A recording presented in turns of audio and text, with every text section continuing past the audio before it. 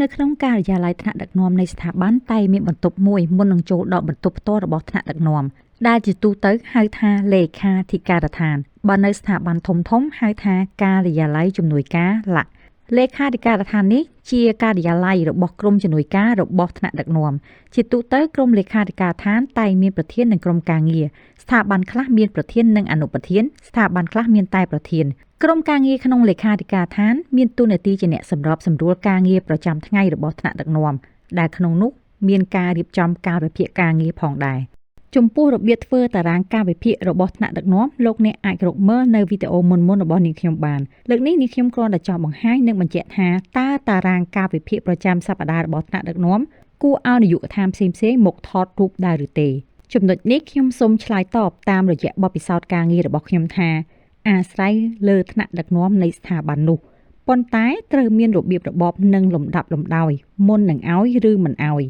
ដោយប្រធាននៃលេខាធិការដ្ឋានត្រូវចូលជួបថ្នាក់ដឹកនាំនិងរៀបរាប់តាមស្ថានភាពជាក់ស្ដែងថ្នាក់ដឹកនាំនឹងពិចារណានិងប្រាប់ពីការសម្រេចចិត្តរបស់គាត់ដែលការសម្រេចចិត្តនេះមិនអាចកែប្រែដោយបុគ្គលណាផ្សេងឡើយសូម្បីតែប្រធានលេខាធិការដ្ឋានក៏ដោយឧទាហរណ៍នៅស្ថាប័នដែលខ្ញុំធ្លាប់ធ្វើការចំនួនមេចាស់គាត់អនុញ្ញាតឲ្យមន្ត្រីនិងបុគ្គលិកនៃនាយកដ្ឋានផ្សេងៗក្នុងស្ថាប័នមកថតកាលវិភាគប្រចាំសប្តាហ៍របស់គាត់បានលុះដល់មេថ្មីចូលមកកាន់គាត់មិនអនុញ្ញាតឲ្យថតទេបើចង់ដឹងថាក្នុងសប្តាហ៍ហ្នឹងគាត់រវល់ឬទំនេរថ្ងៃណាខ្លះនាយកដ្ឋានផ្សេងៗត្រូវទូរស័ព្ទសួរប្រធានលេខាធិការដ្ឋានឬជំនួយការផ្ទាល់ឬមកដល់បន្ទប់លេខាធិការដ្ឋានហើយមើលតារាងកាលវិភាគដោយផ្ទាល់ពួកគេអាចកត់តែមិនអាចថតរូបបានឡើយបើសិនសួរថាតើការសម្រេចចិត្តឲ្យថតឬមិនថតកាលវិភាគប្រចាំសប្តាហ៍របស់ថ្នាក់ដឹកនាំខុសឬត្រូវអត់ទេគ្មានខុសគ្មានត្រូវទេព្រោះមិនតាក់ទងនឹងគោលការណ៍ឬច្បាប់ណាមួយរបស់រដ្ឋបាលរដ្ឋទេ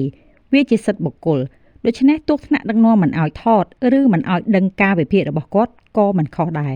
គ្រាន់តែអ្វីដែលខ្ញុំចង់បញ្ជាក់ឲ្យច្បាស់ជាពិសេសអ្នកដែលធ្វើការជាប់ជាមួយនឹងថ្នាក់ដឹកនាំ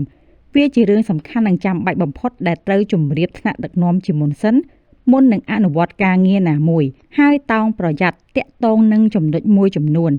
ដែលស្រដៀងគ្នានឹងចំណុចដែលថ្នាក់ដឹកនាំសម្រេចចិត្តថាឲ្យព្រោះវាគ្រាន់តែស្រដៀងប៉ុណ្ណោះមិនមែនដូចនោះទេដូច្នេះកុំស្មានខ្លួនឯងថាដូចគ្នាហើយអនុញ្ញាតដោយចិត្តឯង